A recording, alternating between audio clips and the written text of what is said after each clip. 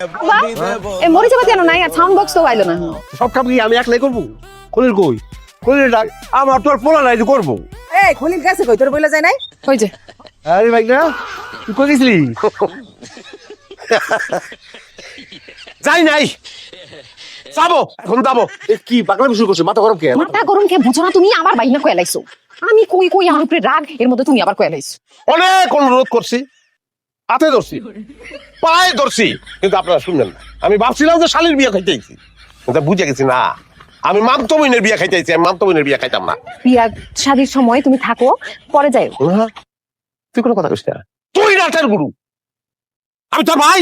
ভাই আমি তাহলে বিয়ে করছিস তুই লিগা। বিশেষ করে মানুষ যখন বেশি থাকে তখন তোর আরো ভাই খেতে ইচ্ছা করে। কইস সারা জীবন ভাই কইস, মামাই কইলাম, আব্বা বাবা আমার যে রোজ খাওয়াইতেন না, মাংস খাওয়াইতেন না, ঘরে খাওয়াই ঘরে। জামাই শোনো, আচ্ছা তোমরা কি কদি? সত্য সত্যি তো চলে গেল, সত্য সত্যি তো যাইবই।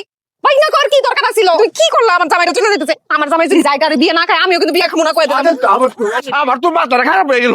দোষ তোমার। আমার দোষ? দোষ তোমার। তুমি কন্ট্রোল করতে পারো তোমার মাইয়ের? ভাই রেখে ভাই কয় বউ রেখে কই যাইতেছো? বলে তো থিয়ে যেতাম না। এই যে আমি কানে ধরলাম। কানে নাকে চোখে যে জায়গায় ধরস তুই, তোরে বিশ্বাস নাই।